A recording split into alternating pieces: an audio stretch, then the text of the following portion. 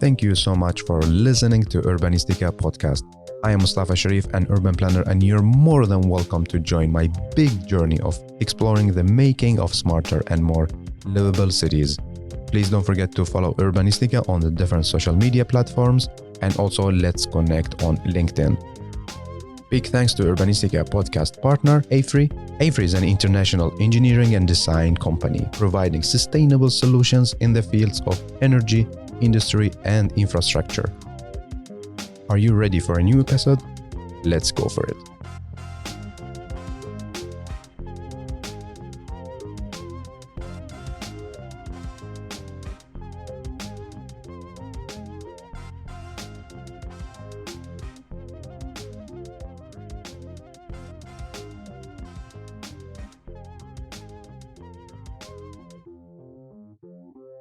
We have a new story. We have a new storyteller. I have the pleasure to welcome you, Anders, to Urbanistica podcast. Hey, and welcome. Thank you. Thank you so much. It's a pleasure being here. It's my pleasure. How are you doing? Good. Thank you. Actually, I'm just back at work from being home with my second son, who is only 2 weeks old. Wow. At this point. So. Nice. So how is it going? Good. I think it's being a father of two is something new. Yeah. Exciting. Is it difficult? He's small at this point, so we'll see. Probably it get more difficult, I guess. Yeah. So how is everything going? Long time no see. Yeah. Well, it's much things have happened. I mean, we have met a couple of times. Italy. And exactly. I've been taking some turns in my career, and now ending up in Spacemaker, which is a sort of a not a totally different part of the industry, but it's the same industry or same topics, but in another angle. Yeah. So let's start with you. You're our storyteller. How would you like to introduce yourself to our listeners? All right. So I'm Anders Wester. I'm an architect and urban designer. I grew up in the north of Sweden in a small village outside of Örnsköldsvik. It's a hard word to pronounce. I have always had a passion for the urban life, cities, and people. And that is a bit odd because I grew up in a place without any cities and without any people. So that is kind of interesting, I think. This passion for cities and urban life led me to educate myself as an architect and urban designer, both in Luleå, which is even more north than I grew up. And I also took a year in Milano, Politecnico di Milano. And I did my master's at KTH. Yeah. So you did exchange study or you study a full program? No, it was exchange study. Okay, same here. Yeah. I know. Maybe it was. I was in the city center for a while, but also out in Lecco, which is it's a part of. So the lake, right? Yeah. How was your days there, like in Milano? Yeah, Did you really went to a university, or you were eating and partying? Well, yeah, that's a good question. Well, I guess the experience of being abroad and being a part of another culture is important, and I think that's something I encourage all students to take the opportunity to do. You learn a lot from school, but you also learn a lot about life. And being in another city and another culture. Do you feel also that you explore a new side of yourself, or you develop yourself when you went abroad? Yeah, I would say so. I mean, you are exposed to yourself in a new situation. Yeah. And I think I've learned a lot about myself, and also a lot about being in another culture and being forced to sort of adapt. I think that's a good lesson to learn for life. Yeah, that's true. So that was the beginning of my journey, and I entered into the sector of construction, or I didn't go the path as an architect, which was actually would be more obvious, because I have always been very good at drawing and designing, and not as good on counting numbers. But my first job was at JM, one of the bigger developers in Stockholm, and that gave me the possibility to use my skills as an architect to talk with architects on the other side of the table, creating all these projects, which I think is great, because being an architect within a developer has many benefits. And I think just for the communication, for example, it's super important. So I've been doing that for almost a decade when Spacemaker knocked on my door. And I think the reason why I choose to jump on this train almost 2 years ago was out of frustration, because I was struggling every day with sort of don't having the information that I needed to make good decisions, but also being able to quickly draw. I was working with mainly with early stage development of housing, and my job was to find all these new projects. So much about acquisition and sort of coming up with ideas for new places, and I was lacking a tool for doing that in an efficient way. So when Spacemaker say, "Hey, we have done this program, would you be a part of this?" I said, "Yes, this is what I've been longing for a very long time." So now I'm positioned as an architect, and technical expert, industry expert at Spacemaker. So I never actually went into practice as an architect. I went straight to the developer. And yeah, so you mean that you didn't touch a pen and sketched and so on when you graduated and started to work? I did. You did. I mean, I think there was one other architect at JM at that point that I worked with.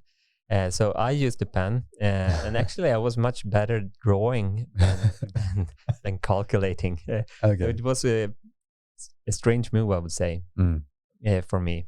But I learned a lot from it, and I don't regret going that path. Like on the developer's side and not as a consultant then?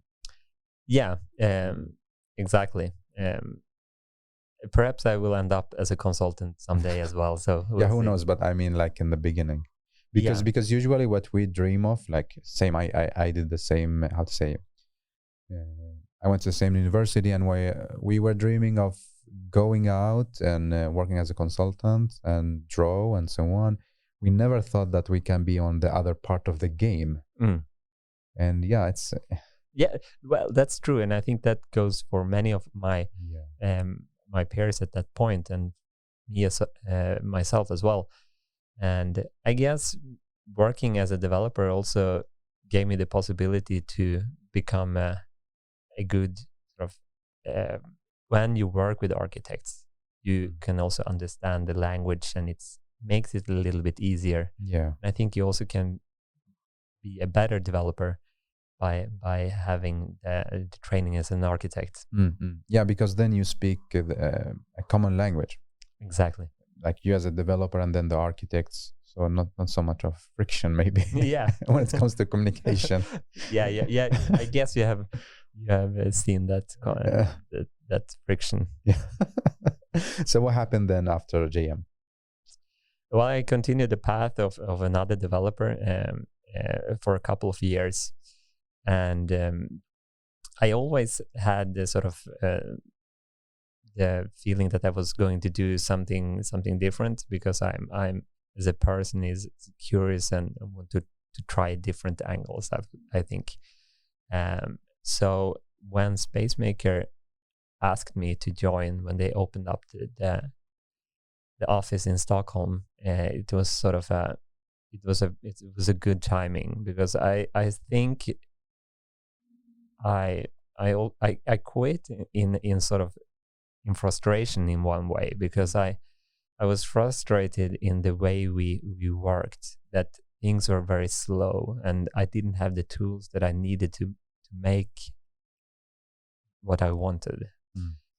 And Spacemaker is a tool that sort of enables me much faster and makes me as a developer, even though I didn't use the tool as a developer, I could see myself that, yeah, this is the new thing that's going to revolutionize the whole business. Wow, awesome. Tell me, we're coming back to this, like about the speed and the development and the process, but give me and give the listeners a highlight about Spacemaker, just a background. What is it? Yeah, Spacemaker is a software, and a software that enables architects, developers, urban planners, everyone that works within this field to explore different possibilities for a site very quickly. We spend a lot of time building up a 3D world from scratch, and we take sometimes it takes days just to come to the point where we start designing. Spacemaker uses the power of the cloud to create the 3D model, and the generative design and AI to help you design and help you analyze the projects instantaneously. I will put a link from Spacemaker YouTube channel in the episode description. I will encourage people to watch it first, so they get an idea about what we talk about, and then listen to this. Can you break it down to us, like how does it work? Yeah, because what I hear from many of my friends, colleagues, they tell me, we don't understand how does this work, and we cannot trust this kind of digital tools. So I'm wondering here, can you explain to us, like, what are the values? How is it? How does it work? Yeah, I try to be as specific as I can. It will take a long time then, but no worries. Let's say like I have a land and I want to develop it, and in my team there's an architect as well. So, and we have a Spacemaker tool. What can we do with it? How does it work? The process. So what we do when we start a project is that we define the area. Where in the world is this place? So for example, if you take a case in Sweden, you use the software. It's intuitive, and you just log into our. Everything is online, so you can share the project and you can collaborate directly on the platform. And what happens when you start a new project is that you zoom into the world and you just grab a piece of land, and Spacemaker is automatically building up this 3D world from API servers. And in Sweden, the case is Lantmäteriet, which is a source for 3D laser data, terrain, and also buildings. Okay.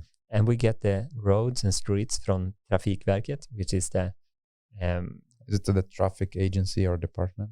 Exactly. So the national source for that. And this is connected instantaneously. So we grab that information live, and Spacemaker is building up the 3D world. And what we can do next, in just a few minutes, the 3D world is built up. And then you can go in and start designing. So you can put in new buildings, you can try out new volumes within this 3D world. Before you continue the next step, so the platform already generate the surroundings, right? Yes. Because like I want to compare it to how architects work. They get a PDF or DVG file, and in AutoCAD or a SketchUp they start to model it, so they have the volumes. But in this platform, it's already generated after a few minutes. Yes, exactly. So just by thinking of that as when you as an architect start a project, you don't need to do that anymore. That is something I see the work of an architect should spend their time on what they do best, and that's designing and creating. It's not about creating this, the world that's already exists. This is like a machine work. So we should let the machine do what that is best, do it best, and let the human do what they do best. Yeah. So now I have like the land and the 3D model. What is the next? Yeah, the next is to explore the site. What can we do here? That can be done either by you as an architect. You can draw with generative design buildings. So we have buildings that sort of are you define the measurements, and the buildings are sort of lined up generatively. But you can also use the computer to generate proposals for the site. Okay. So you put in some restrictions to the computer, saying how many floors you want to see here, etc. And then the computer gives you a couple of hundred suggestions on what to place on this site. Wow. So in the matter of when you sort of get from the moment that you start the project until you have hundreds of solutions is more or less 10 minutes. Only? Yes. Okay. That's crazy, no? Yeah, that is crazy. Because I think it takes maybe 10 months in order to generate the amount of scenarios. Or now maybe people will question the quality, like you get something in 10 minutes. So explain to us more, like what are the values that you put in, and how does the AI work on this? Like you mentioned the numbers of floors. What else can we add, or can we ask?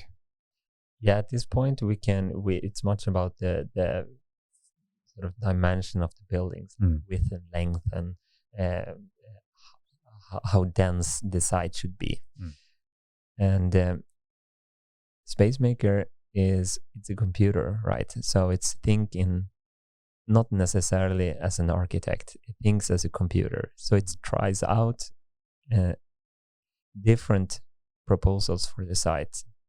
And I think that what the architect's role here is that even if not all the suggestions is perfectly designed, you as an architect can have hundreds of proposals to get you inspired. And I think sometimes it's better to sort of have this huge amount of ideas and to take away ideas rather than to come up with new ones all the time. What else can we add to before we generate this or the AI generate the scenarios? Like can we like you mentioned the building dimension, numbers of floors. What else? Do we have more things to add? Yeah, you can tell the computer to try to create sort of you can specify different values that you seem extra important. For example, if you're building in a very dense area, maybe the daylight conditions is extra important for your project. So you can tell the computer, give me proposals. You can tell the computer to focus on daylight situation. Okay. Or on view for a specific site, for example. So when you're building a project by the sea, perhaps it's important that as many sort of square meters as the sea view as possible. You can tell the computer that. And how flexible is it? Like, let's say the AI generated a model. Do you call it a model or a scenario? Yeah, a proposal. A proposal. Yeah. Can we like edit it and see what's happened, or no, we need to restart from the beginning? Yeah, that's a good question. Because if you just give the computer totally free hands, it populate the place with different proposals. But then you can sort of start to divide the area and saying, hey, yeah, this area here is actually pretty good. So we keep that, but I want another. You run the analysis again. You let the computer generate once again on another part. Or you can just take one suggestion and you go in and continue developing it by yourself. Yeah, so it's very flexible. Yeah. And what kind of analysis data do we get after we have the proposal? Yeah, we have actually more than, I think, it updates almost every day now. I mean, we have over I think we have around 100 developers working on developing Spacemaker every day. Wow. And we have more than 100 or 150 different points that we can measure the projects. Really? And the nice thing here is that, okay, so the computer has generated 100 proposals. This means also that you have a noise analysis in every single one of them. Yeah. You have a daylight analysis, you even have a wind analysis on every single proposal. And the latest big update that we had was the climate analysis, microclimate analysis. We're working with UTCI. It's a Universal Thermal Climate Index. So you also have that you can look at every single proposal in a climate perspective. Wow. So I have my proposal now, and how can I use it later? Is it like, what is the next when I am happy with the proposal? Yeah, it's a design process, right? So yeah. So it's when you start working with a proposal, you look at all, you instantaneously have all these analyses like wind or sunlight or solar panel exposure on the roofs, etc. And then you can start to try out different other proposals and compare them to each other. So okay, we have this design idea, which is sort of connected to urban design and perhaps the streetscape and something that the computer can't grasp, which is a sort of a sense of humanity in the proposal. And you start sort of creating, or you start shaping this proposal. Then you can always compare those different scenarios to each other. Yeah. So you have 3, maybe 5 different proposals, and you can instantaneously see that, yeah, this one here actually creates a calmer wind situation for this little piazza, for example. Yeah. Can I like model and start to design within a Spacemaker platform, or no? I need to take it, let's say, to Beam or to SketchUp, or no? It's a design tool, so you have sketch possibilities. You can draw buildings however you like, and you can analyze them in Spacemaker, or you can export them to a Beam software that you like, or you can import. Also, if you have been working in another software, you can import that to Spacemaker and run the analysis there. You know, it's always with technology. So people say no, but, or let's say architects, urban planners, and designers say no, but the AI doesn't have the sense of feelings of the social aspect. How can we trust the machine in generating these kind of spaces that we human likes? Like, how do I know, or how can I trust this, that my children will be happy to play there? So what is your reflection about this aspect, the social aspect? Yeah, I don't think at least at this point, I can't say something about the future, but I don't think that we are replaced by the computer, but the computer gives you sort of superpowers as an architect, meaning that you always have the sort of AI on your shoulder when you're designing.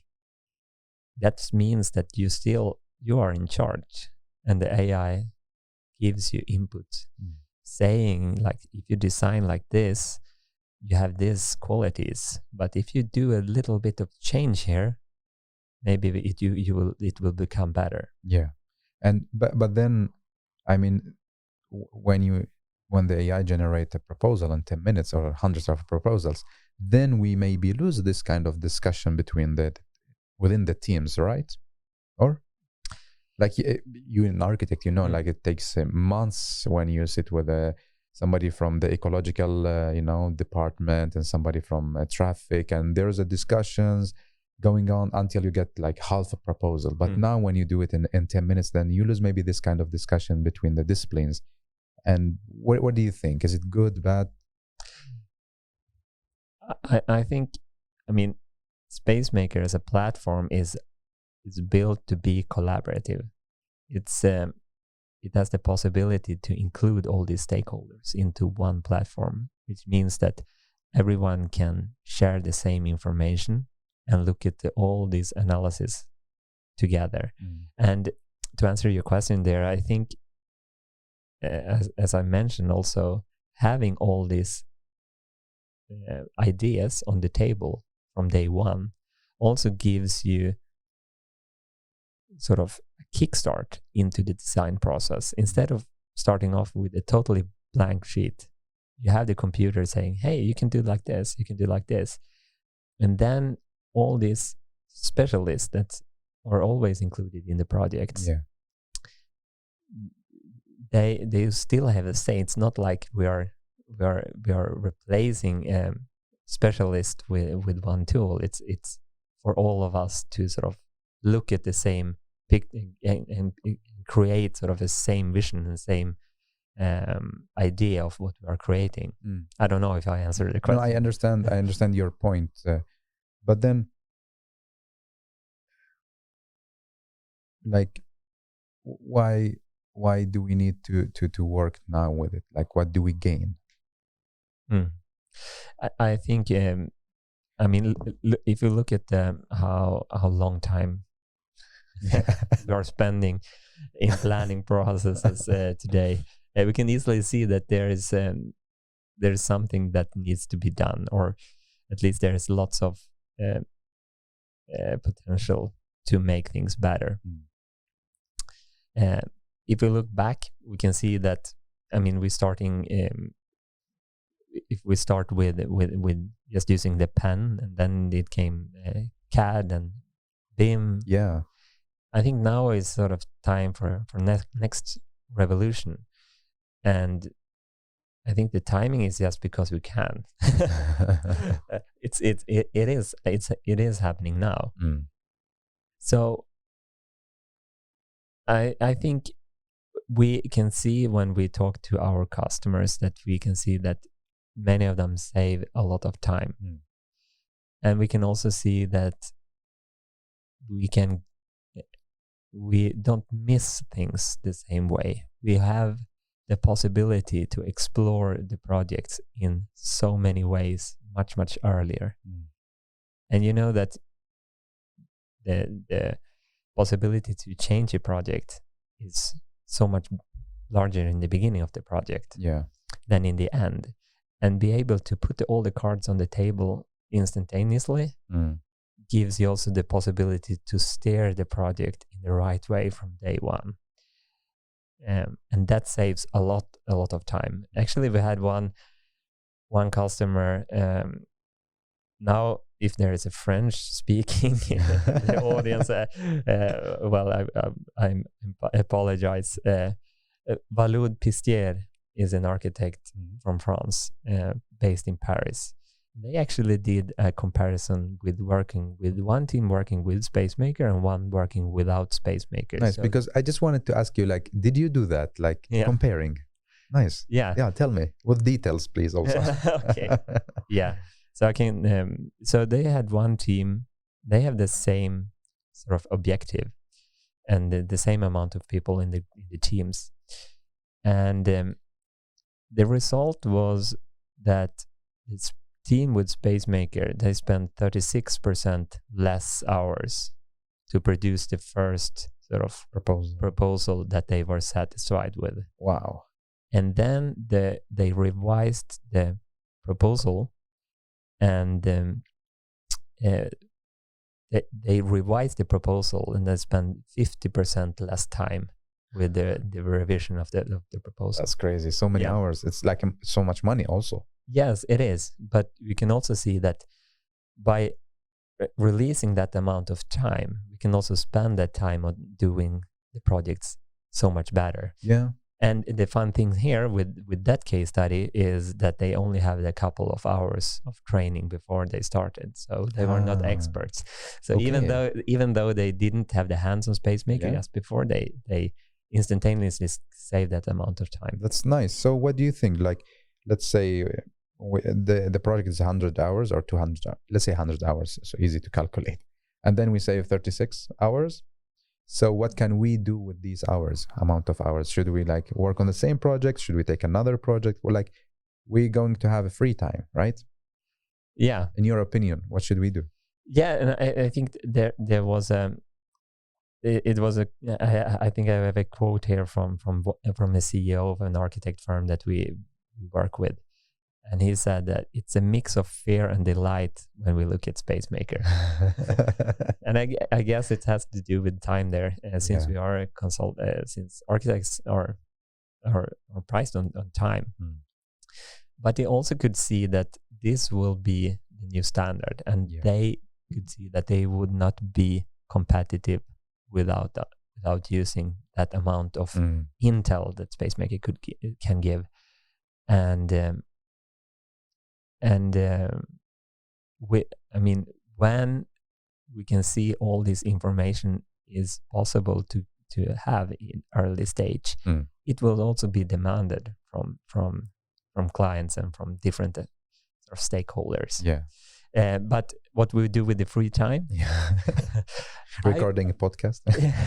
Yes, no, I would say that we have the possibility to design even better cities and projects. I mean, we should spend the time as architects on what we do best, and that's designing. And it's not doing all this sort of boring work with creating 3D surroundings and etc.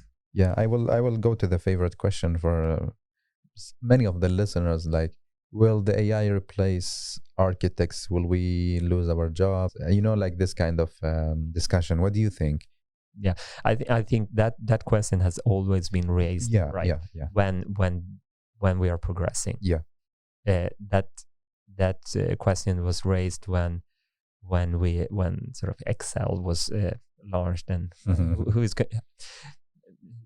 pen and paper was exchanged to something else, right?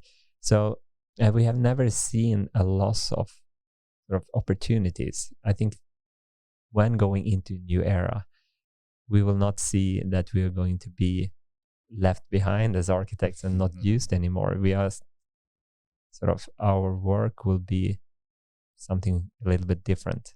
And as I said, we don't see that AI is replacing us. It's making us better, like helping us. Yeah. So tell me more, tell me more about like a project, another project that they use Spacemaker, and how was it? And there was a project in Norway from Sten and Strøm and Storebrand, where they developed an area of 240,000 square meters. That's a pretty large area. Big, right? Yeah. And the team needed to adapt the initial proposal to allow for a reopening of 2 water streams through the site. And when doing this, they needed to keep the quality also in the project. And so they arranged a 2-day workshop to make this happen. And what we can see by what they did on only these 2 days, they gathered all the team, all the expertise, and sat around using only Spacemaker at this time as a tool to reshape the proposal to make this happen, these adjustments.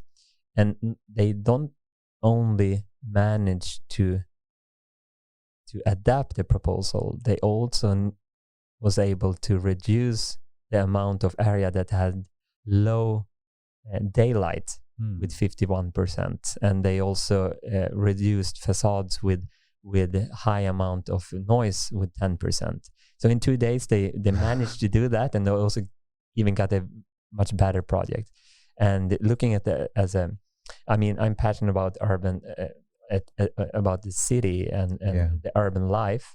And what we can see in this project also, it's what's not about only the buildings, but they also created more better areas around between the buildings. So you mean that by using a Spacemaker, it's not only about the buildings and how the buildings feel and look and so on. It's about the life between buildings.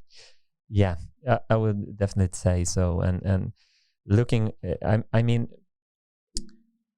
when looking at this early phase developing of urban areas, I think sometimes some parts of it are neglected, like wind and sunlight and temperature and climate. It was I know you were you had the opportunity to talk to Jan Gehl at this podcast, which is awesome because he's great. Yeah. And I think he said something like, a good city is like a good party. Yeah. And people tend to stay longer than they were sort of expected to stay if there is a good party. And I think that goes the same for the city. I think he formulated it well. And talking about Scandinavia and Sweden, we to have that city that you can feel that you can stay for a long time in, you also need to adapt to the climate and to the weather. Yeah. And I think Spacemaker has the possibility to see with our analysis how the climate and how sort of wind and weather and that parameters affects the place according to how we place the buildings. Yeah. I heard that it's expensive to use Spacemaker. Is it true?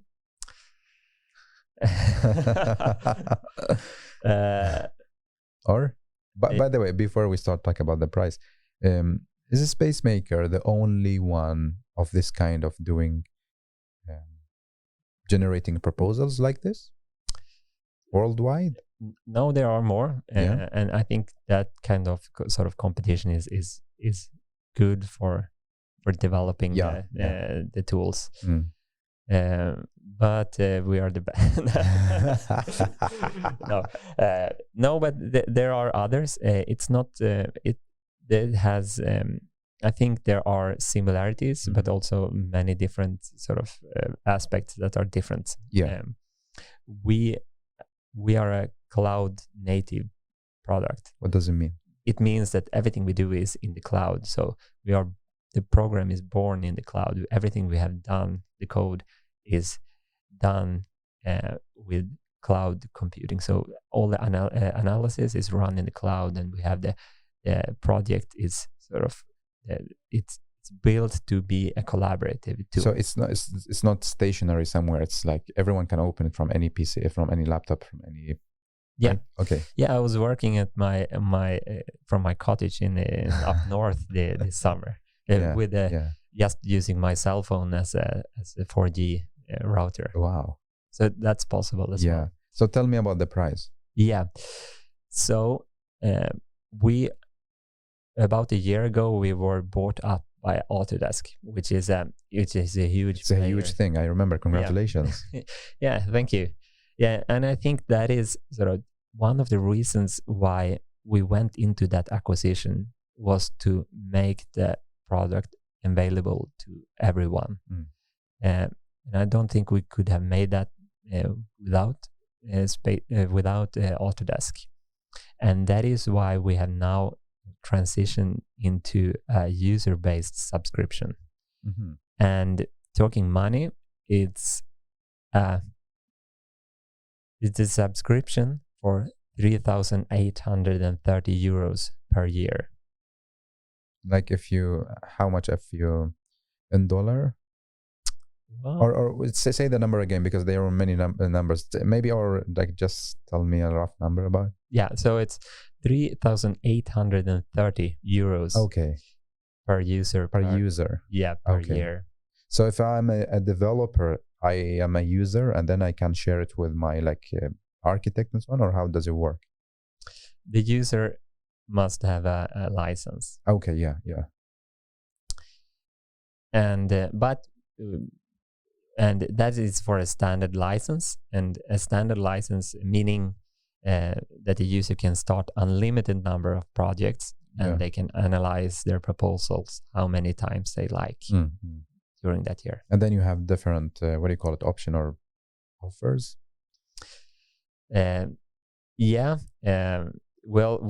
still working on that, but this is sort of the user-based subscription is something that we have released just now. Okay. And so that also means that it's sort of a possibilities for architects and for everyone who wants to buy a license, the possibility to buy. Yeah. How was it when it was time to join like Autodesk? Is it easy, difficult? Yeah. How was the integration? Yeah. I mean, it has been a wonderful journey. I've been a part of Spacemaker for 2 years, and coming from a startup or a scale up, going into a huge company like Autodesk is of course challenging. But I think we also share a lot of common values from day one. That made it so much easier with the integration. I think this whole year has been much about the integration, and it has been a wonderful work with the team who has been working with that. But of course, as always, it's you are combining two companies, and there's lots of new things going on. But it's also, for me, it's a great opportunity to see how these things sort of puts together. It's a very interesting journey. Do you see that developers, architects are more open to Spacemaker now after like how many years? 3 years? I think it is so. I mean, I spend a lot of time with customers and try to find ways to see how they can make the best use of Spacemaker. And it's a joy because we almost never end up in a discussion where they think it's not for them. Okay. So it's a pleasure actually. But of course there is as you ask, like, are we going to be replaced, and there's questions like that. But I don't think that is. I think in general we see that architects are very curious, and they can also see the benefits very fast. So there is a willing to use this tool. Yes, definitely, I would say so. And I'm back to the social aspect and ecological aspect. How about the ecological part? Do we, like you mentioned, like climate, wind, and so on? Like, but can we talk about the green values, like parks, trees? Or I mean, the opportunities are endless. I mean, looking at what we have accomplished in just a couple of years, there is no sort of limit on what we can achieve in the end, I think. And we have tools that can analyze like green areas, but it's also quite complex. For example, here in the Nordics, we calculate that in various ways, which makes it a little bit difficult. But that's why it also takes a little bit more time to have that kind of analysis. So I'm wondering now, like different cities they have different methods or models to calculate like the green areas and the green values. How is it for Spacemaker? Can you just like look at the model and program it, and then they can get it? You mean how Spacemaker adapts to different markets? We adapt it to the different markets, like how you calculate areas, for example. In Sweden, it's like light and dark BTA is something that you look at differently in France, for example. So that kind of numbers is tailored towards different markets. And the analysis is done in a way that you can adjust them a little bit, but they also are connected to theoretical sort of ways of doing things. For example, the noise analysis is sort of strictly connected to ISO standards, which we are using. Mm-hmm. So should we trust this tool? I mean, like, go blind and just trust this tool with our future? Yeah, yeah, now I'm obviously a little bit yes, I think Spacemaker is a wonderful tool to start your project with and see that you can draw the big strokes very fast. And doing this, having the analysis from day one, and you can have them you can instantly update them all the project's life cycle.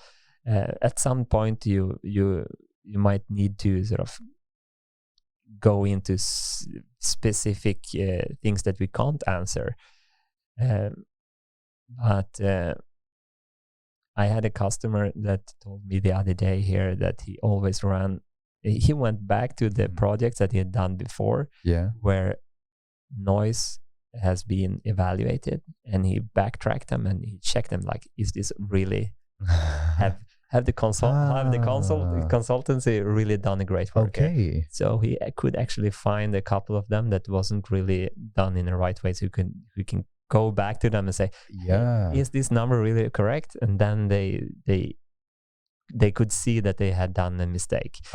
So that is sort of that's interesting to hear. I mean, we trust now you I mean, we trust our experts blindly. True. But the program is sort of even better. But perhaps yes, but it's also like it's easier to question a program, I think, like Spacemaker, than an expert, even though there is always sort of a human error part of it that needs to be taken in consideration.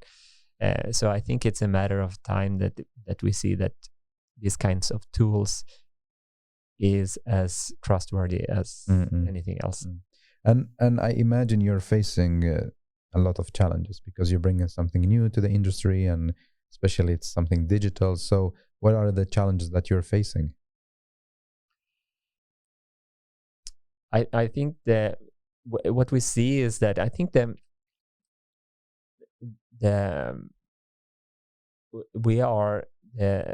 building industry are in general have a very low digitalization, and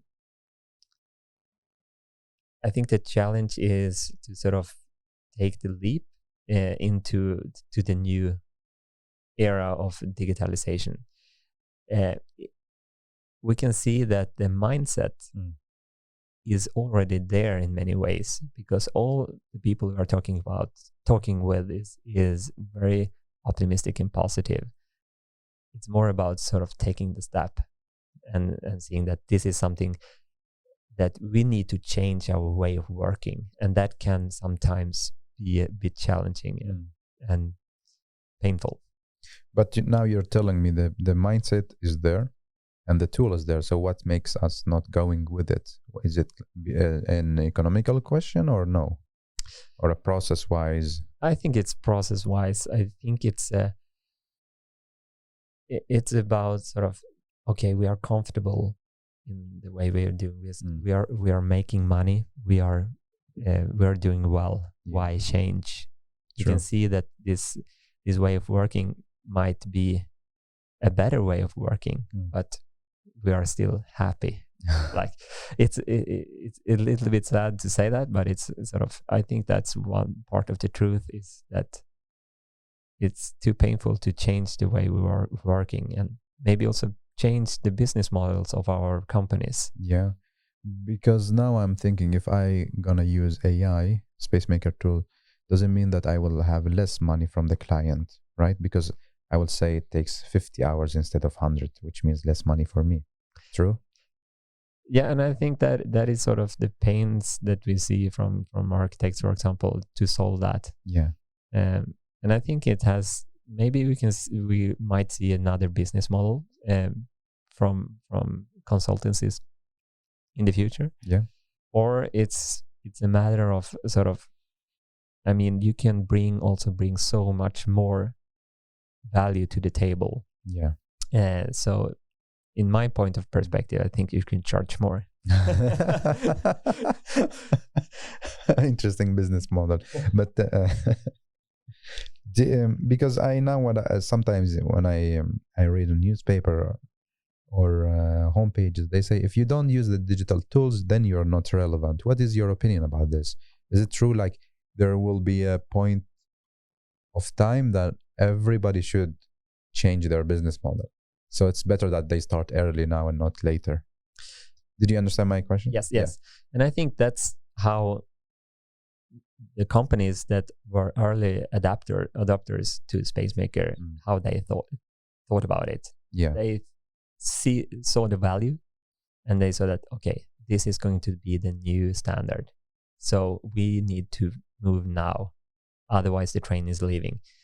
And I think they are correct, because I think when we see that all this information and all this value can be created this fast, this early, why should a developer not ask for it?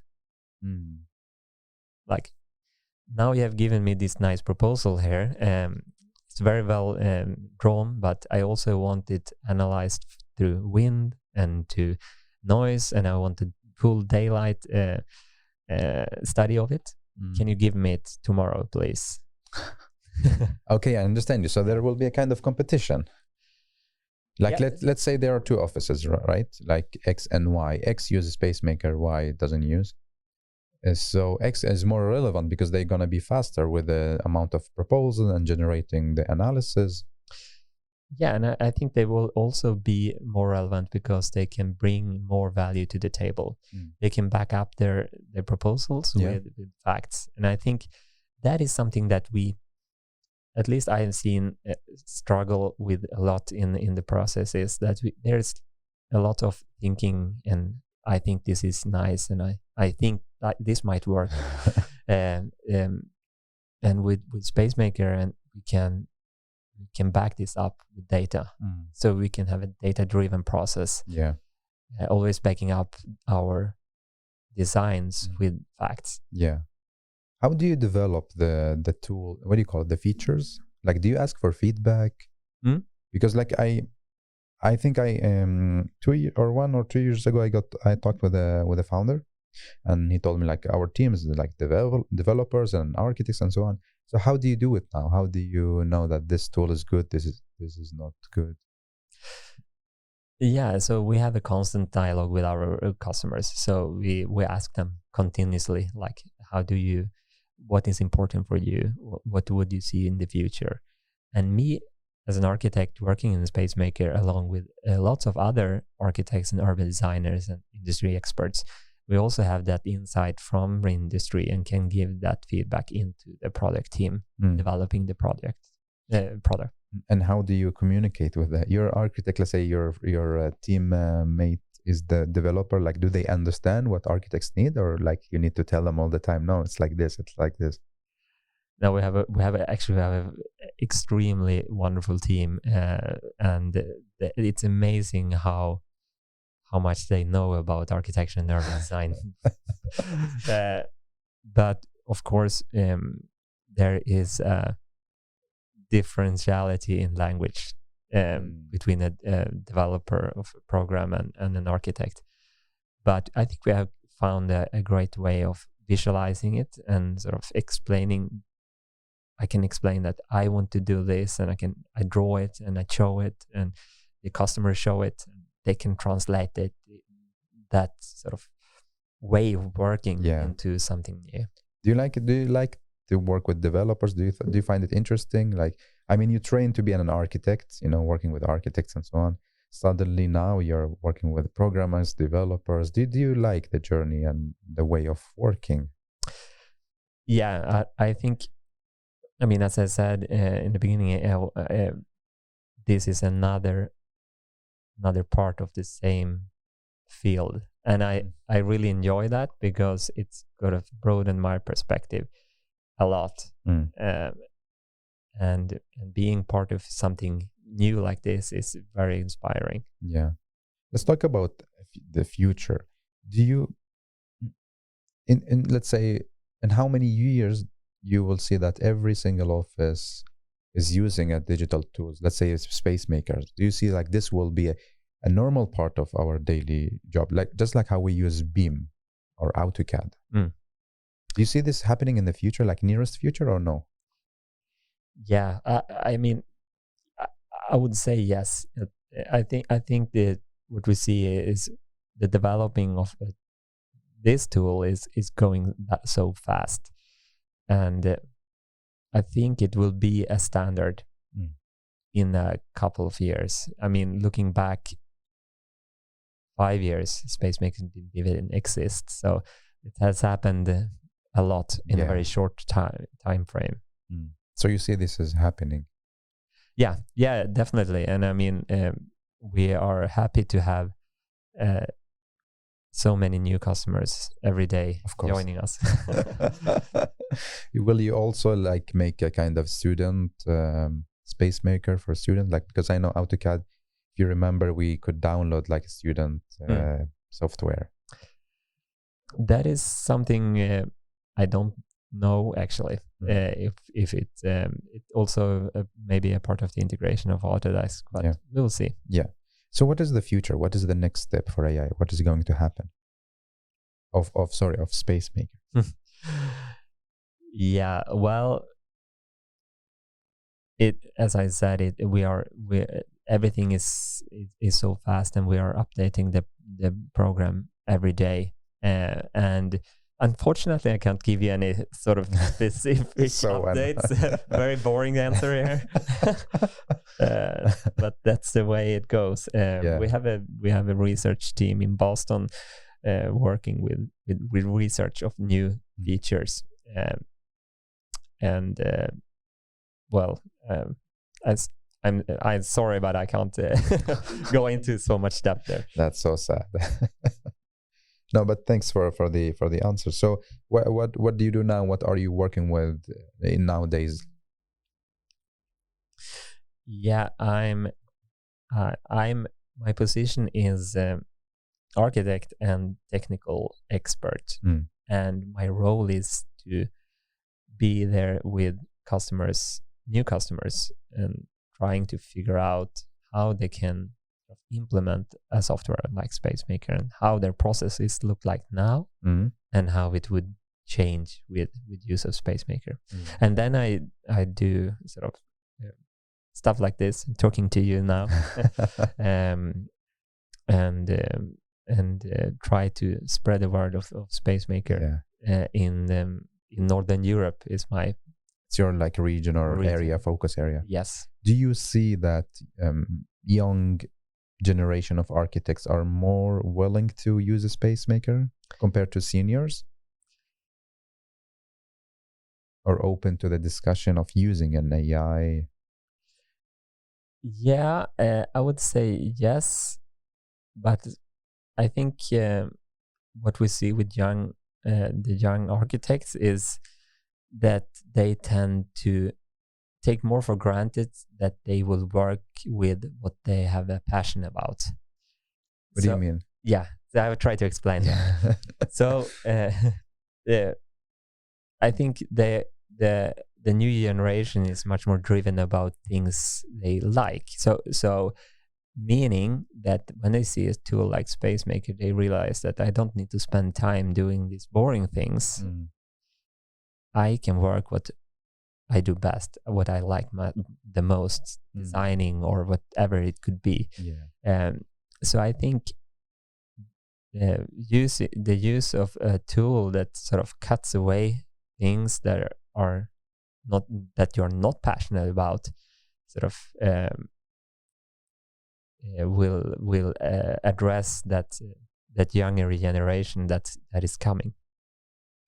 No, I think the young architects, by having the support of the computer with sort of enormous amount of intel also make them more comfortable designing, having a computer saying like, yeah, this is okay, this is not okay, make them sort of feel more secure in their daily work. Because like it's based on data and not only feelings. Yeah, somehow. Exactly. And I mean, if you have been working as an architect for 35 years, many of these things that we do in Spacemaker are in the back of your head, and you can see that this will be a daylight problem. Okay. But the young architect might not. They don't have the experience enough. They don't have the experience enough. So it sort of helps the young generation to see that quicker. Interesting. Do you think that you need to work a lot with changing mindsets and explaining? Is it tough for you? Like for instance, people with developing self-driving cars, they need to explain a lot to people that, no, please trust this car and so on. How is it when it comes to Spacemaker? Yeah, that's a good question. Many of the people I meet grasp it really fast, and we designed Spacemaker to be democratic in the way that more people should have access to generative design and a tool like this. So it's designed from day one to be very easy to grasp. And the theory behind all the analysis is backed up with sort of models that has been used for many years already. It's just that we have combined them all into one platform. Super interesting. It's very interesting now what you do, and I think you make this kind of revolution and take us from what's happening now to the next era, as you mentioned. So yeah, I'm super, how to say, inspired by the journey you do, and we'll keep following the journey. Yeah, for sure. So now we are in the last section of this episode. And by the way, before we go to the last section of the episode, is there like a kind of people listening now, they can book a demo, or like how can they reach out? Yeah, they email you. Yeah, or they can. We also have a free trial online, so just log on to www.spacemakeria.com. Okay. And there is a free trial. Nice. And so you can try out it for free for 14 days. Awesome. Very interesting. So yeah, now we are in the last section of this episode. It's going to be more about you, not so much about the AI. Okay. Not so much about the AI and machine learning and so on. So from your personal point of view, what makes you sad in your city? Yeah. Well, that's a good question. I think when looking at our city, Stockholm, but many other cities, of course, as well, I can see that we still have put the car on a very high horse, and we continue to do that. And that is, I think that's unfortunate. And when we look upon large development, we still plan a lot for cars. And I think that the street can be used for so much more than just a car. So that makes me a little bit sad, but I'm hopeful that will sort of change. And I mean, I ride my bike almost every day to work in Stockholm. And actually, it's not that bike friendly. It's not designed for bikes in the same way as for cars. No. And what makes you happy and proud of your city? Yeah, I think someone said that when they arrived at Arlanda in Stockholm, the airport. Yeah, the airport. Stockholm is like a clearing in the forest. And I think that's kind of beautiful said about the largest city in Sweden. And that's what I also enjoy with our city, is that it's green and it's blue. And I think we have planned Stockholm conserving lots of nice green areas, both forests and parks. Yeah. I think Stockholm is a very beautiful city, and it's I mean, we have the possibility to look at it from above from many places as well. And I think the scale that we have had the possibility to conserve the scale it's nice. But I'm not against high-rise buildings, but I think we have made good decisions about where to place them and not. Nice. Of course, we have had episodes in our sort of history where it's not been that great. I understand. So what should urban planners stop doing when they plan cities? Yeah, I think that's a hard question, actually. But if I just flip it a little bit and say what we should do, maybe it's I think I like the process of I like this urban design. I'm passionate for urban design, but also for people and how the people behind the urban design and how we work to make this happen. And I think we need to work more agile and stop working in silos. I think if we can collaborate better, I think we can achieve much more than we do now. I think we need to be decisions maker, needs to be bolder, and I think there is a need for us to come together and take decisions together. Yeah. And if you're a decision maker, like you're the mayor of all the cities on this planet, and you're allowed to add one thing or create one rule, what will you add or create?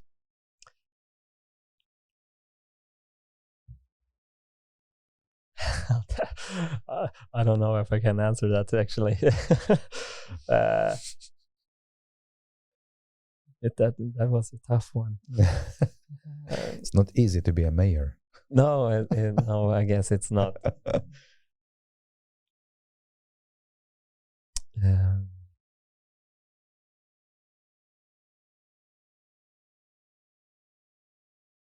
I don't know. Can I pass that? Yeah, of course. Sorry. No worries. Then mind freeze. The next question is going to be interesting. This question is about what if you are not you, like as a human, and you can choose to be something else, anything like animal or object or a plant or anything, but not you as this human. What will you choose to be, and why? Yeah, that is also that's hard, but I think maybe a lion, and that might seem quite narcissistic, don't you think? But tell me why. Let's listen to the story. Why you think? Yeah, well, actually, I don't like cats that much. So that's that's strange. But cats are curious and they are adventurous. So I think that sort of reflects a lot upon me. Wait, you say lion or cat? The lion. Okay. Yeah. The cat. Yeah, but the cat. The cats. Yeah. The cats are curious and adventurous. Yeah. And lion. I think the lion is the only cat that are social. Okay. All the other cats are sort of they want to be by themselves. yeah, exactly. This do what they want. Yeah. So I'm a very sort of social person, and I get a lot of energy being around other people and collaborating and being a part of a team. And I also think that I do think that we can achieve so much more as a group than as an individual. So then I think the lion would be kind of a good match. Interesting. Do you have time for hobbies, or you now you have a kid? So two kids. So let's free time. Yeah. How's it going? yeah, I do. And going back to the lion, just connecting to this question, I also think they it seems like they enjoy their life. Yeah. They lie there on the savannah and they seem kind of sort of everything is all right. Yeah, life is good. Yeah, life is good. And I think my life is good as well. So I'm. That's good. Yeah. Well, for hobbies, I really like food, eating food and making food. Actually, I was a chef for a while. Really? Yeah. Nice. When I was very young, I worked a couple of years as Wow. in a restaurant. Like here in Sweden? Yes, back up north. Amazing. Yeah, so I'm still enjoying that and gather family and friends and enjoy having dinners together. I also into a lot of sports, winter sports, lots of skiing, and I also do CrossFit. So that takes up quite some time. Yeah. What do you cook? That is a variety, I would say. Okay. I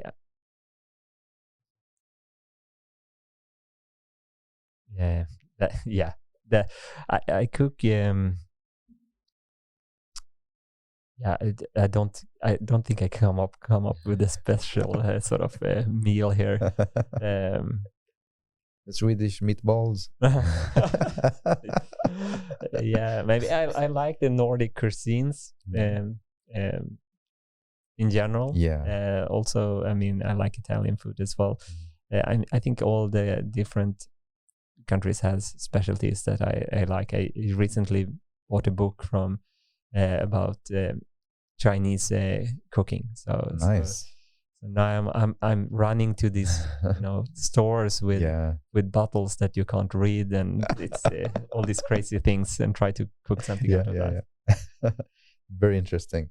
So 2 more questions. The first one is, how would you like to summarize what we talked about? Your some of your ideas, as a 3 takeaway messages to our listeners. What would you like to tell us? All right, so I think first off, make data-driven decisions, especially in the early phase. I think that is sort of one takeaway. Number 2 would be create consensus on what to achieve first. I think project tends to become very slow and very long, and much is because we don't share the same vision, the same ideas. So I think establishing that as a group very early is a key for success. And as I also mentioned a couple of times, I think communication is super important. Communicate. Make all tools, expertise, and knowledge to talk to each other, and stop being in silos. Collaborate. Yeah, very interesting. And the last question is going to be you asking it. What is your question to me, to the listener? Yeah, I have a question for you, and it would be, who is the most unexpected person that you could or should collaborate with? I think to get new perspective from other persons make you sort of make better decisions yourself. So that the question, should I take it again? No, I think it's clear. It is clear. It's a interesting question. Tough question. Yeah. So thank you so much for coming, and hopefully talk to you in the coming episodes with interesting topics as well. Thank you. Thank you so much.